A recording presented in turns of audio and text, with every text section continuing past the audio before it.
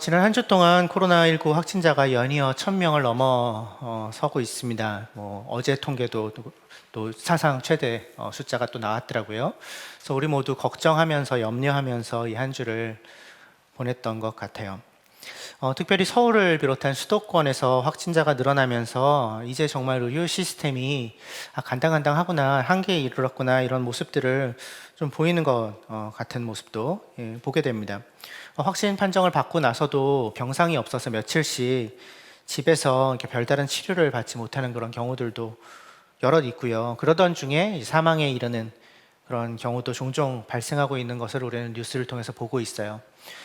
코로나 확진 판정 이후에 입원 대기하다가 사망한 경우가 총 8건입니다. 근데 그 중에 6건이 이번 달 들어서 일어난 일이다라는 뉴스를 어제 들었어요. 그러니까 참 안타까운 일이 아닐 수 없습니다. 코로나19로 인해서 여러모로 힘겨운 시간을 보내고 있는 것과 더불어서 경제적인 어려움도 계속 우리의 숨통을 조여오고 있습니다. 자영업 하시는 분들이 가장 앞에서 그 어려움을 겪고 계신 건 이제 굳이 강조하지 않아도 모두가 아실 만한 얘기이고요. 근데 사회적 거리두기 3단계가 이제 가시화되면서 경제적 위기가 이제 일부만의 문제가 아니게 되어 가고 있는 것처럼 보입니다. 근데 이런 와중에도 부동산 가격은 계속해서 폭등하고 있죠. 증시는 사상 최고치를 연이어 갱신하고 있습니다.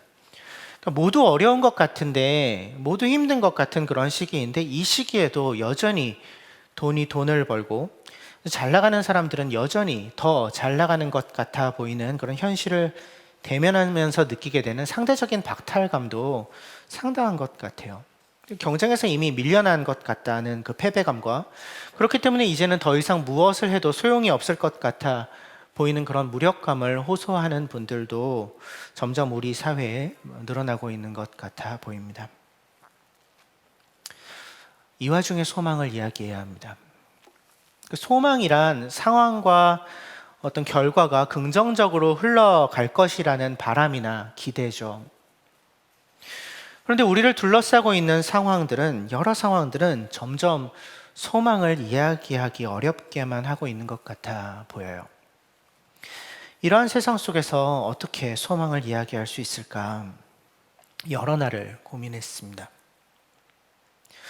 성경은 분명히 이야기하고 있습니다. 이 소망이 우리 그리스도인들과 영원토록 함께하는 것이라고, 항상 함께하는 것이라고, 차고 넘치는 것이라고, 이 소망이 끊어지거나 사라지는 것이 아니라고 계속해서 이야기하는데, 이게 정말 우리의 이야기가 될 수 있을까요? 이 소망이 정말 우리의 것이 될 수 있을까요? 끝이 보이지 않는 것 같아 보이는 그런 어려움 속에서도, 솟아날 구멍이 없어 보이는 상황 속에서도 우리는 여전히 소망을 붙잡을 수 있을까요? 우리는 무엇을 바라고 기대하며 살아갈 수 있을까요? 오늘 이 질문들에 대한 답을 히브리서 6장을 통해 함께 나누어 보고자 합니다. 6장 9절에서 20절을 강의 안에 있는 대로 함께 읽겠는데요. 세 번역을 기본으로 해서 조금 더 의미가 살아나도록 약간 수정한 본문입니다. 강의 안에 있는 대로 또는 화면에 나오는 대로 함께 한 목소리로 읽도록 하겠습니다. 시작. 사랑하는 여러분, 우리가 이렇게 말하지만 여러분에게는 구원에 이르게 하는 더 좋은 것들이 있다는 것을 확신합니다. 하나님은 불의하신 분이 아니므로 여러분의 행위와 여러분이 하나님의 이름을 위하여 나타낸 사랑을 잊지 않으십니다. 여러분은 성도들을 섬겼으며 또 지금도 섬기고 있습니다. 여러분 각 사람은 같은 열성을 끝까지 나타내서 소망을 이루십시오. 여러분은 게으름뱅이가 아닌 믿음과 인내로 약속의 상속자가 된 이들을 본받는 사람이 되십시오. 하나님께서는 아브라함에게 약속하실 때에 자기보다 더 큰 분이 계시지 아니하므로 자기를 두고 맹세하시고서 말씀하시기를 내가 반드시 너에게 복을 주고 복을 줄 것이며 너를 번성하게 하고 번성하게 하겠다 하셨습니다. 그리고 아브라함은 오래 참은 끝에 그 약속을 받은 것입니다. 사람들은 자기보다 더 위대한 일을 두고서 맹세합니다. 맹세는 그들에게 모든 논쟁을 그치게 하여 주고 확정을 지어 줍니다. 그래서 하나님께서는 그 약속의 상속자들에게 하나님의 뜻이 변하지 않는다는 것을 더욱 환히 나타내 보이시려고 맹세로서 보증하여 주셨습니다. 이는 앞에 놓인 소망을 붙잡으려고 세상에서 피하여 나온 사람들인 우리가 이 두 가지 변할 수 없는 사실, 곧 하나님의 약속과 맹세를 의지하여 큰 위로를 받게 하려는 것입니다. 하나님께서는 약속하시고 맹세하실 때에 거짓말을 하실 수 없습니다. 우리에게는 이 소망이 있으니 그것은 안전하고 확실한 영혼의 닷과 같아서 휘장 안에까지 들어가게 해주는데, 그곳은 예수께서 우리를 위하여 선행주자로서 먼저 들어가셔서 멜기세덱의 계통을 따라 영원한 대제사장이 되신 곳입니다. 아멘. 이 본문은 소망이라는 단어가 가장 여러 번 등장하는 본문 중에 하나입니다. 10절 정도 되는 단락 안에 소망이라는 단어가 3번 등장하죠. 11절, 18절, 19절에 등장합니다. 히브리서 6장의 이 본문은 소망에 대한 3가지 이야기를 우리에게 전해주고 있습니다. 소망의 근거가 무엇인가? 소망의 특징에는 어떠한 것들이 있는가? 소망은 무슨 역할을 하는가가 그 이야기들입니다.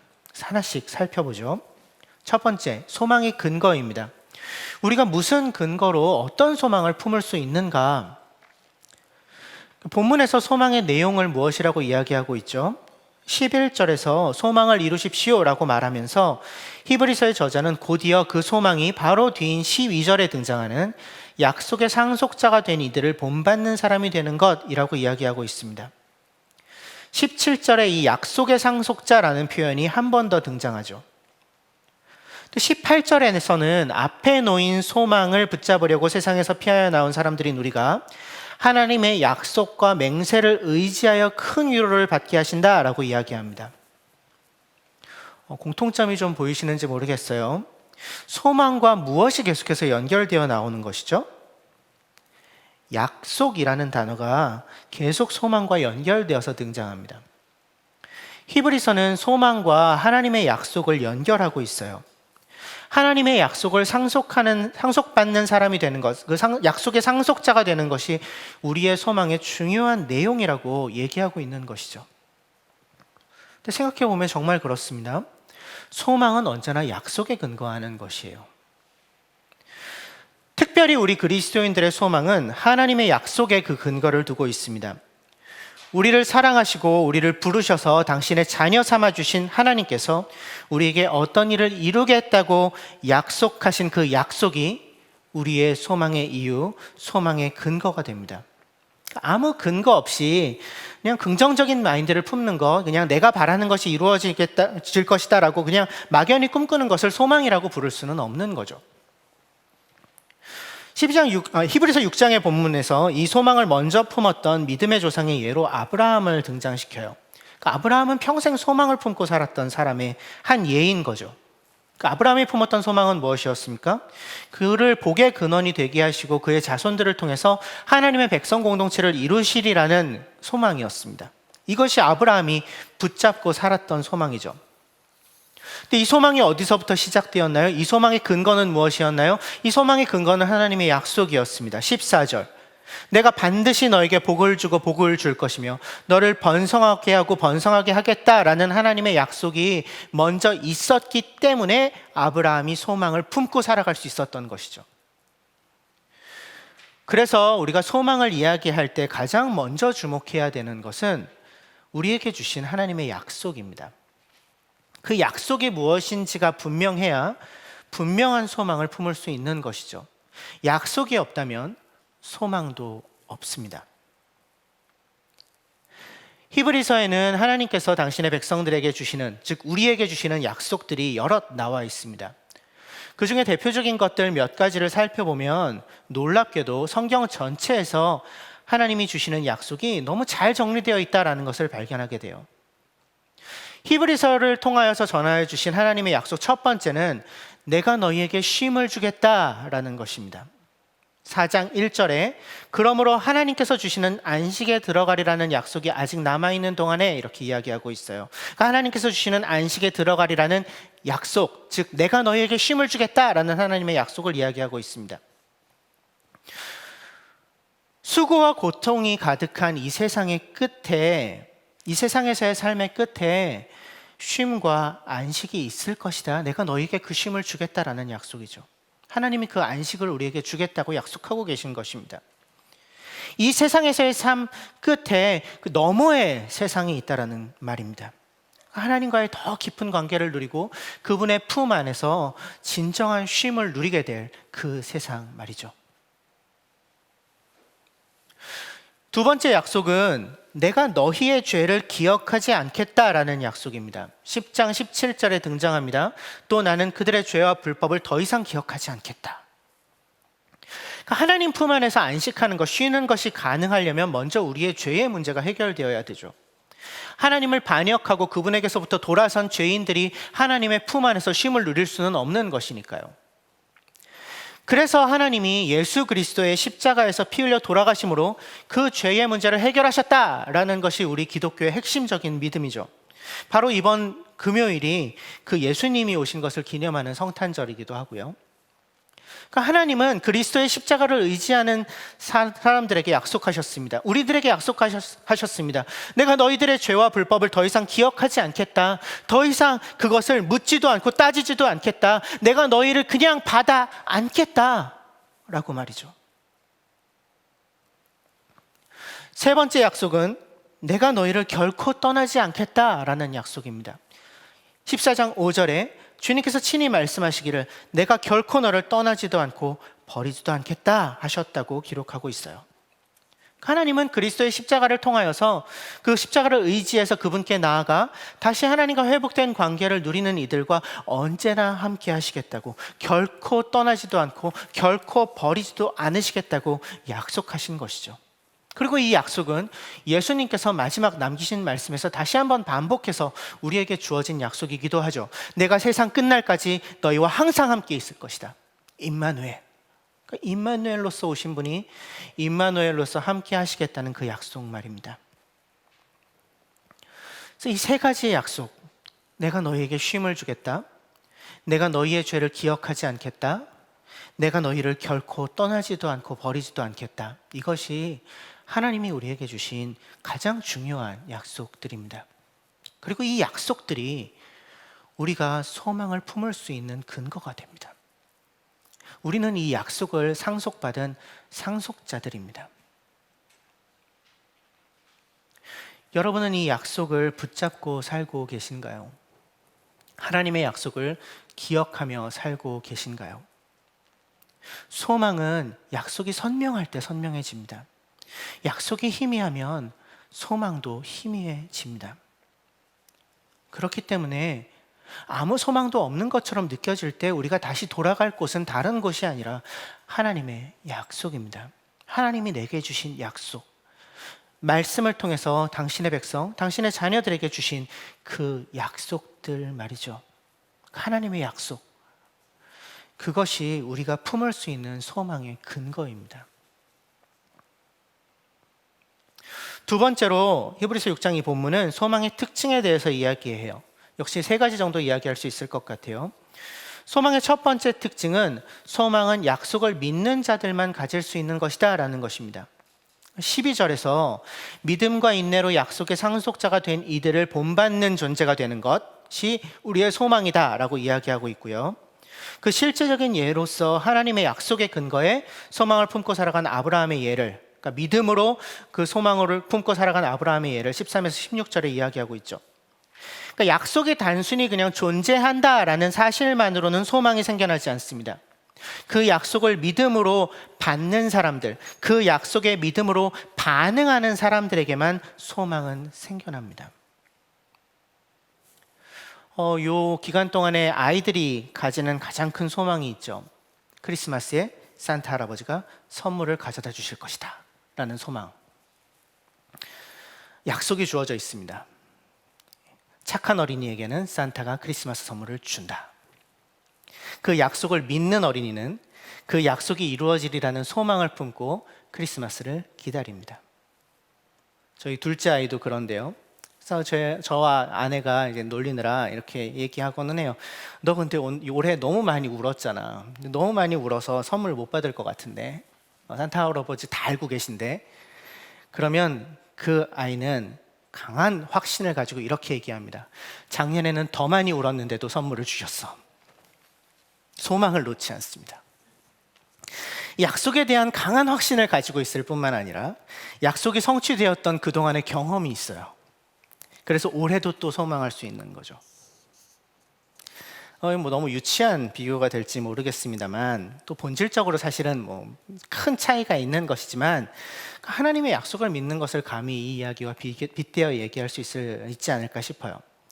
하나님이 주신 약속이 있다는 것만으로는 소망을 품을 수 없습니다. 그 약속이 나에게 이루어질 것이라는 믿음이 소망을 가능하게 만들어요. 더 나아가서 그 이루어짐에 대한 과거의 작은 경험들이 있다면 우리의 믿음은 더 견고해지죠. 그리고 그 견고한 믿음은 더 풍성한 소망을 가져다 줍니다. 그래서 하나님이 쉼을 주시는 분이시라는 그 약속, 내가 너에게 쉼을 주겠다라는 그 약속을 믿을 뿐 아니라 그분 안에서 참된 쉼과 안식을 작게나마 누려본 경험이 있는 사람들이 그분 안에서 결국 누리게 될 완전한 안식을 정말로 소망할 수 있습니다. 내가 너희의 죄를 다시는 기억하지 않겠다라는 그 약속은 그 용서함의 은혜를 이미 경험한 자들에게 더 큰 소망을 가질 수 있는 이유가 됩니다. 내가 너희와 항상 함께 할 것이다 라는 그 약속을 작게나마 그 약속의 삶 속에서 이루어지고 있는 것을, 즉 하나님이 함께하고 계시다는 것을 경험하고 고백하며 살아가는 이들이 세상 끝날까지 내가 너희와 함께 하겠다라는 그 약속을 더 든든히 붙잡고 그렇게 소망하며 살아갈 수 있습니다. 믿음이란 하나님께서 하신 일에 대한 우리의 전인격적 반응이다라고 우리는 그동안 배워왔습니다. 근데 정말 그렇죠. 하나님께서 이미 이루셨고 지금도 이루고 계신 일들을 받아들이고 그 일들에 반응하며 실제로 경험하며 살아가는 것이 우리의 살아있는 믿음입니다. 이게 전인격적 반응이니까요. 그래서 그분을 더 알면 알수록, 그분을 더 많이 경험하면 할수록 그분의 약속은 우리에게 더 선명한 실제가 됩니다. 그리고 그 약속의 작은 성취를 경험하며 살아가고 있는 이들은 그 약속들이 결국 궁극적으로 완전히 이루어질 것이라는 소망을 품고 살아갈 수 있습니다. 소망은 약속을 믿는 자들만 가질 수 있는, 약속을 믿는 자들만 누릴 수 있는 것입니다. 이게 첫 번째 특징이에요. 소망의 두 번째 특징은 소망은 약속을 주신 분께 달려있다라는 것입니다. 다르게 표현한다면 약속을 주신 분이 누구신지가 가장 중요하다라고 말할 수도 있겠습니다. 결국 소망의 핵심은 약속을 주신 분의 존재입니다. 약속을 받는 우리가 아니라 약속을 주신 분의 존재입니다. 그러니까 나의 어떠함보다 더 중요한 것은 그분의 어떠하심이죠. 그러니까 나에게 약속을 주신 분이 어떤 분이신지, 그분이 믿을 만한 존재이신지, 그분이 나를 사랑하셔서 나에게 최선을 주시는 분이신지를 더 잘 알면 알수록 우리의 소망은 더욱더 선명해집니다. 그러니까 하나님은 근데 어떤 분이신가요? 본문은 우리에게 무엇이라고 얘기하고 있습니까? 10절에서 하나님은 불의하신 분이 아니시다라고 이야기합니다. 그러니까 불의하신 분이 아니시다라는 얘기는 정의로우시다라는 말과 동의어죠.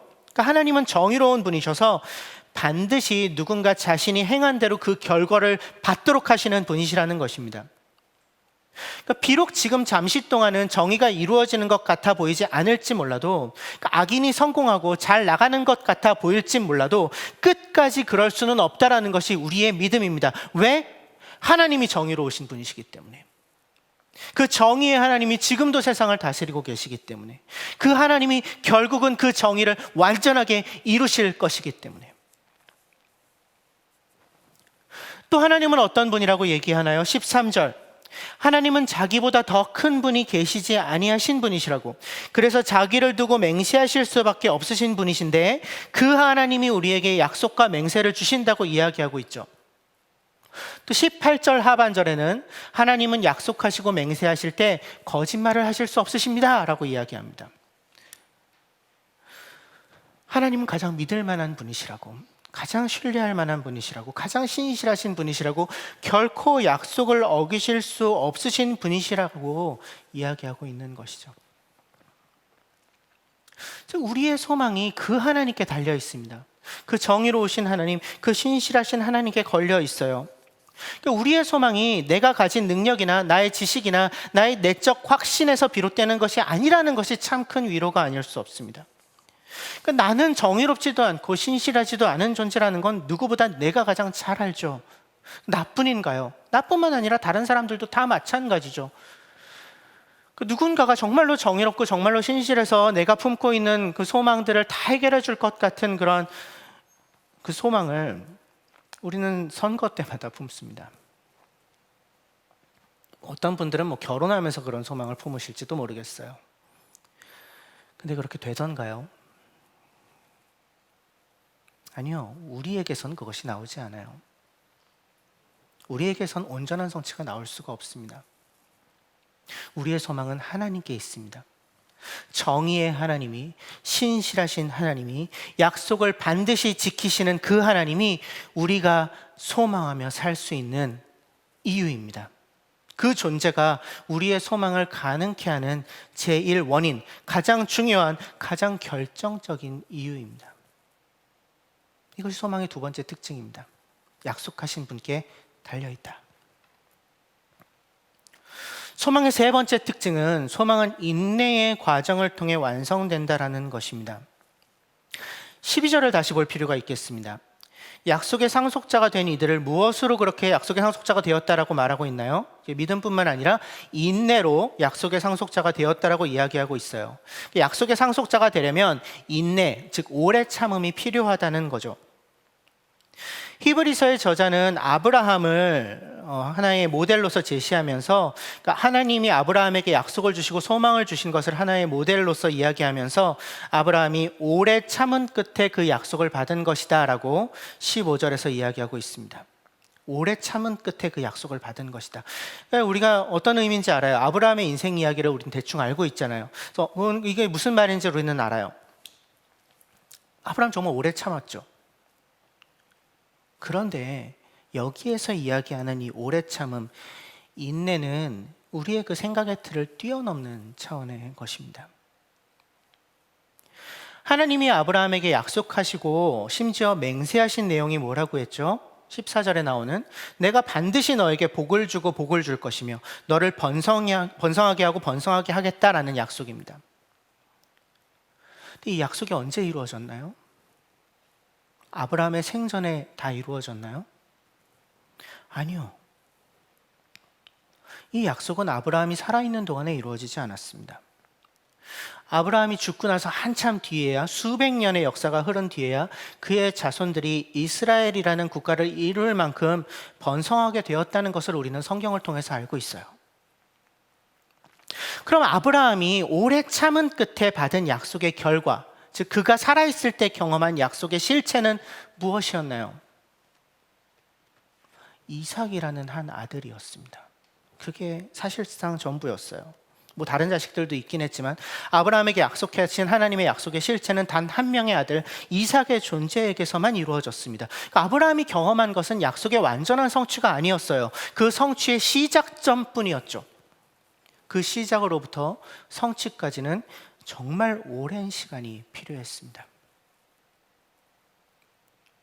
여기서 우리는 소망이 완성되기 위해 필요한 인내, 그 오래 참음이라는 것이 어떠한 종류의 것인지를 알게 됩니다.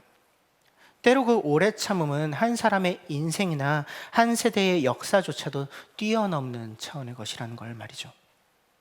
정말 말 그대로 오래 참음의 시간을 거쳐서 하나님의 약속은 완성됩니다.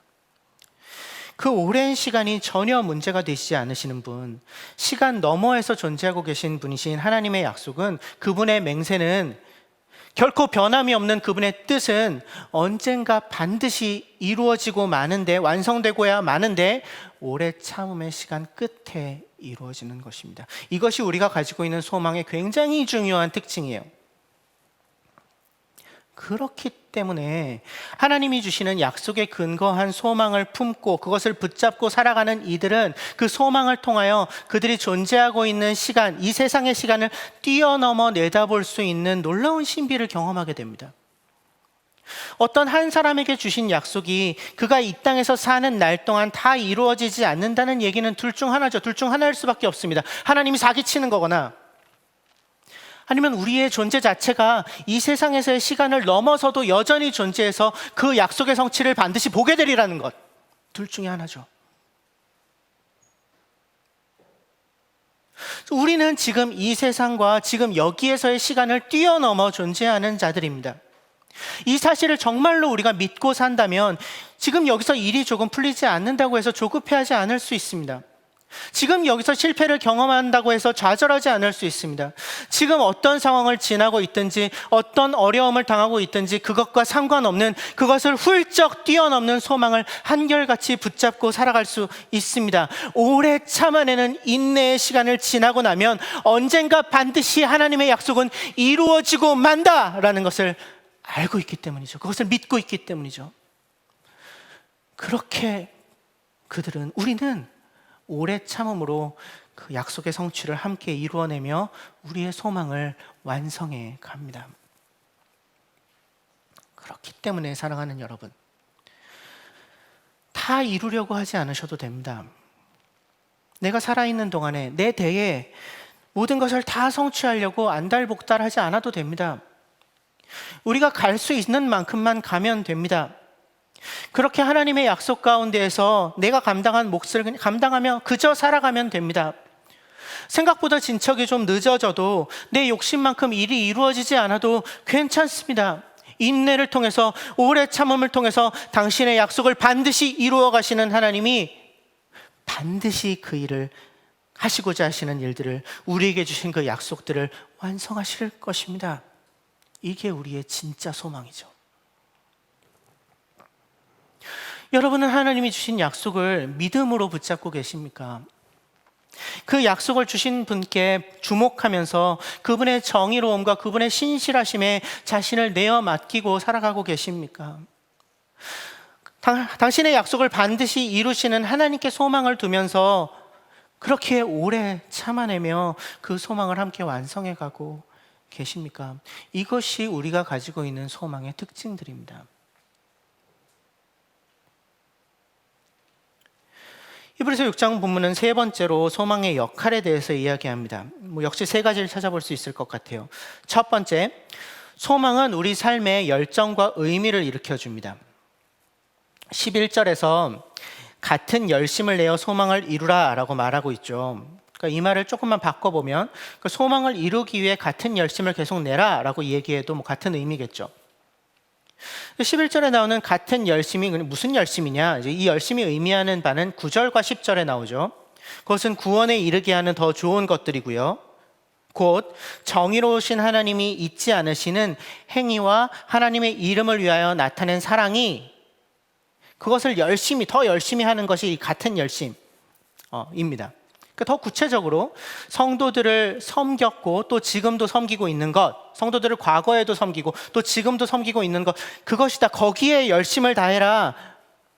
소망을 이루기 위하여 같은 열심을 다해라 라고 말씀하고 있는 것입니다.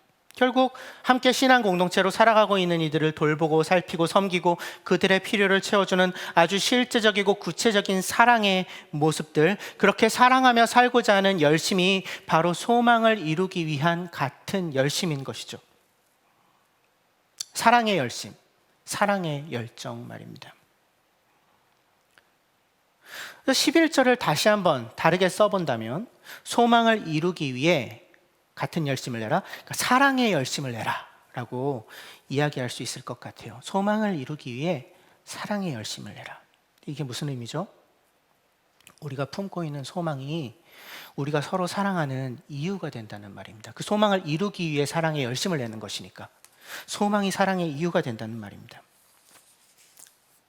우리가 아까 살펴봤죠. 본문에서 얘기하고 있는 소망의 중요한 내용이 뭐라 그랬죠? 12절에서 믿음과 인내로 약속의 상속자가 된 이들을 본받는 사람이 되는 것이 소망의 가장 중요한 부분이라고 얘기했어요. 나도 약속의 상속자가 되는 것, 이것이 열심을 끝까지 나타내서 이루고자 하는 소망의 내용입니다. 근데 약속의 상속자가 되는 소망을 무엇으로 이룬다고요? 믿음과 인내로. 좀 강조하고 싶은 것은 믿음으로.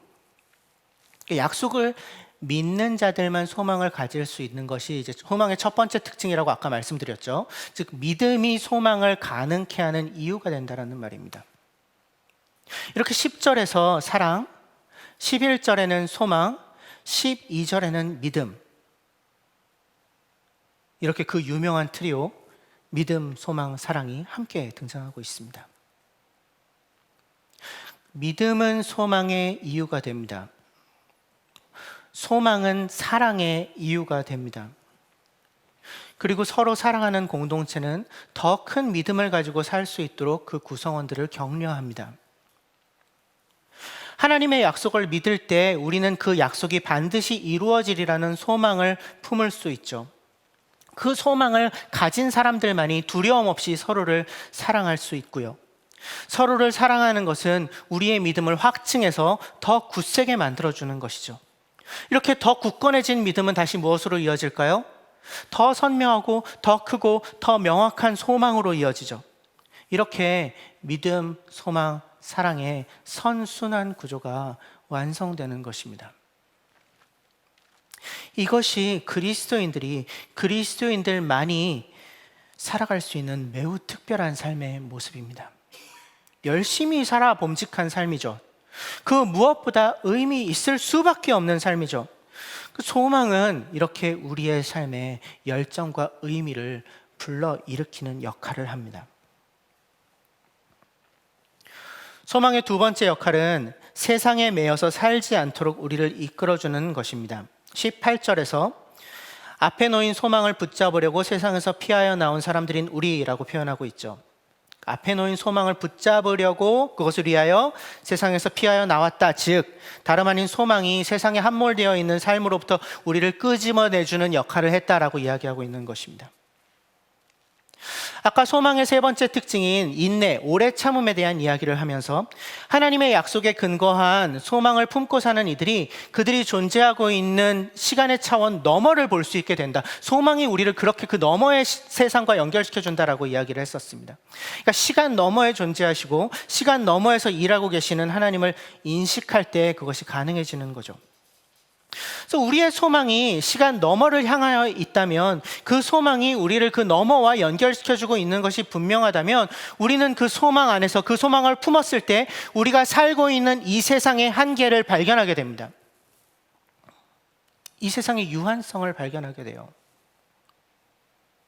그렇게 우리가 품은 소망이 우리에게 시간 너머의 것을 바라보게 해주고 있다면, 이 땅, 이 세상에 속한 것들은 결코 우리의 전부를 채울 수 없다는 것을 알게 됩니다. 알 수밖에 없죠. 결코 그것들이 우리를 채울 수도 없고 우리를 만족시킬 수도 없다는 것을 말이죠. 왜? 우리는 이 세상에만 매여 있는 존재가 아니니까. 소망이 우리를 그 세상으로부터 끄집어내 주는 것이니까.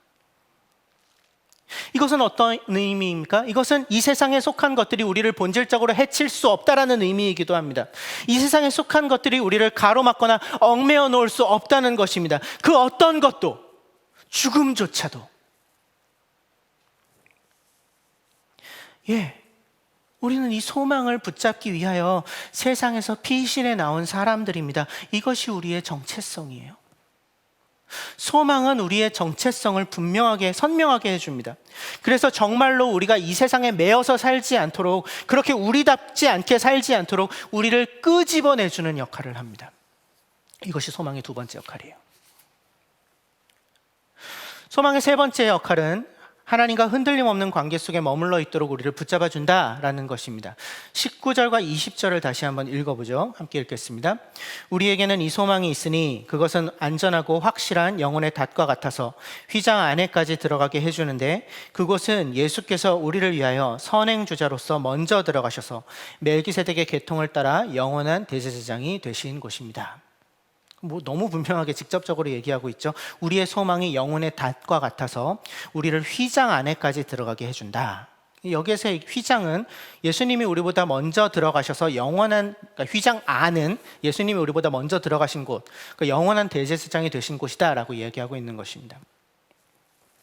여기에 나오는 휘장은 성전의 성소와 지성소를 사이를 가로막고 있는 막이죠.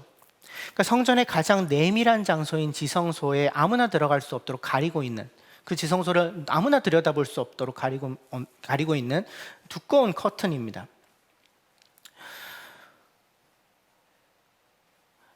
성전의 가장 내밀한 장소인 그 지성소는 하나님이 실제로 임재하시는 곳, 그러니까 하나님의 얼굴을 마주 볼 수 있는 곳이라고 믿어지던 장소, 가장 거룩한 장소이기 때문에 휘장이 필요했죠. 그러니까 휘장 안에까지 우리가 들어간다라는 것은 그 지성소로, 즉 하나님이 계시는 바로 그곳으로 들어간다는 의미입니다. 하나님의 얼굴을 볼 수 있는 곳으로, 하나님과 가장 깊고 내밀한, 가장 진실하고 풍성한 그분과의 온전한 관계 속으로 들어간다라는 의미죠. 우리의 소망이 안전하고 확실한, 마치 닷과 같이 우리가 흔들리지 않고 중심을 잡을 수 있게 해주는 그 영혼의 닷이 되어준다고, 그리고 그것이 우리로 하여금 휘장 안으로, 즉 하나님과의 온전한 관계를 맺을 수 있는 곳으로 들어가게 해준다고, 그 소망이 그 역할을 하고 있다고 말하고 있는 것입니다. 소망은 우리를 붙잡아주는 영혼의 닻입니다. 우리가 하나님과의 온전한 관계에 흔들림 없는 관계 속에 머물러 있을 수 있도록 말이죠. 안전하고 확실한 영혼의 닻입니다. 소망을 품고 살아가는 이들은 그렇기 때문에, 이 안전하고 확실한 닻이 있기 때문에 하나님에게서부터 절대 떠나가지 않습니다. 결코 떠나지 않아요. 하나님의 약속을 믿고 그 약속이 반드시 이루어지리라는 소망을 품고 사는 사람이 하나님 곁을 왜 떠나겠습니까? 20절에서 우리가 휘장 안, 곧 하나님과 온전한 관계를 맺는 곳으로 들어가는 데에 우리보다 앞장서서 달려 들어가신 분, 선행주자가 계시다라고 이야기합니다. 다름 아닌 예수 그리스도시죠. 예수님이 먼저 대제사장이 되어 우리의 앞서서 하나님과의 온전한 관계 속으로 들어가셨고, 우리도 그분을 따라 하나님과의 온전한 관계로 나아가게 되었다는 것이죠. 예수님이 선행주자로 먼저 달려가셨습니다. 그분이 우리보다 먼저 소망을 품으신 분이세요. 우리가 하나님께 나아가는 소망을, 우리가 하나님과의 관계가 회복되는 소망을, 시간을 넘어서 하나님의 약속이 이루어지는 것을 결국은 맛보게 될 그 약속의 상속자가 되는 그 소망을 우리보다 먼저 품으신 분이 예수님이셨습니다. 그 예수님이 우리보다 먼저 달려가신 선행주자가 되셨습니다. 그분이 먼저 달려가시면서 우리가 하나님께로 나아가는 것을 가로막고 있는 그 모든 방해물들을 치워버리셨습니다. 우리보다 앞서 달려가시면서 우리가 어디로 달려가야 될지, 어떻게 달려가야 될지 그 길을 보여주시고 알려주셨습니다. 그렇게 우리보다 먼저 소망을 품고 우리보다 먼저 달려가신 분을 따라가는 삶, 그것이 소망을 품고 살아가는 우리 그리스도인들의 삶입니다. 소망은 우리가 흔들림 없이 이 삶을 살 수 있도록, 그렇게 하나님과의 굳건한 관계 속에 머물러 있을 수 있도록, 그렇게 살아갈 수 있도록 우리를 붙잡아주는 영혼의 닻이 되어줍니다. 이것이 소망의 굉장히 중요한 역할이죠.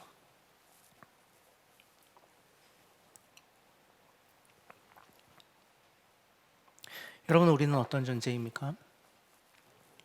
우리는 하나님의 약속을 기반으로 하는 그 소망 안에서 그 약속을 믿으며, 그 약속을 주신 분을 바라보며 인내로 그 약속이 완성되어져 갈 것이라는 그 소망을 붙잡으며 살아가는 사람들입니다. 그 어떤 것도 우리에게서 이 소망을 빼앗을 수는 없습니다. 바이러스가 창궐하는 상황 속에서도, 경제적인 어려움이 닥쳐오는 환경 속에서도, 목숨이 위협받는 두려움이 가득한 세상 속에서도 우리가 소망을 잃어버릴 이유는 사실상 아무것도 없습니다. 상황이 어렵다고, 세상이 두렵다고, 그래서 더 이상 나에게는 소망이 없다고 느끼는 것은 세상의 속임수요, 사탄의 속삭임에 불과합니다.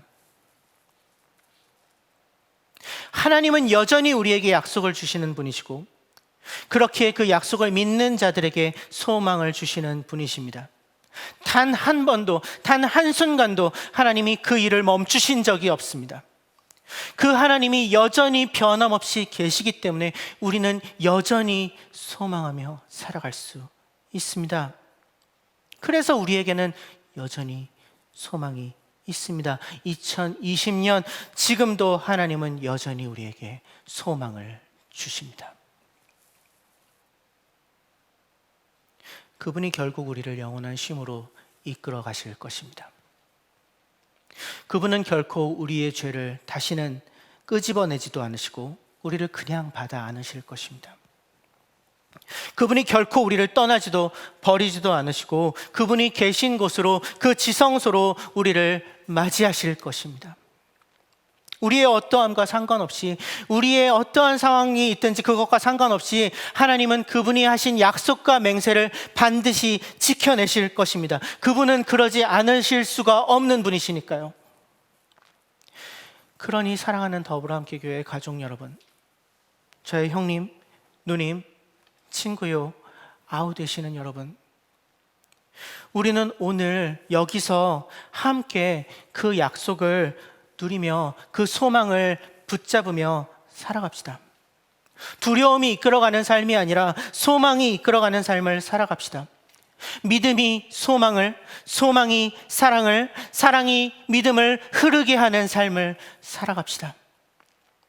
우린 그렇게 살 수 있습니다. 그 특권적인 삶을 살 수 있습니다. 소망을 포기하지 않는다면, 소망의 이유 되시는 분을 놓치지 않는다면 우리는 함께 끝까지 그렇게 걸어갈 수 있습니다. 성탄절이 있는 주간입니다. 우리보다 앞서 달려가신 선행주자가 되신 예수님을, 그렇게 우리의 소망을 가능케 해주신 그 주님을 바라보며 기억하는 한 주가 되기를 바라고, 오늘 우리의 삶이 더불어 함께 소망을 품으며 그 소망 가운데에 내딛는 한 걸음이 되기를 간절히 소망합니다. 함께 1분간 침묵하겠습니다.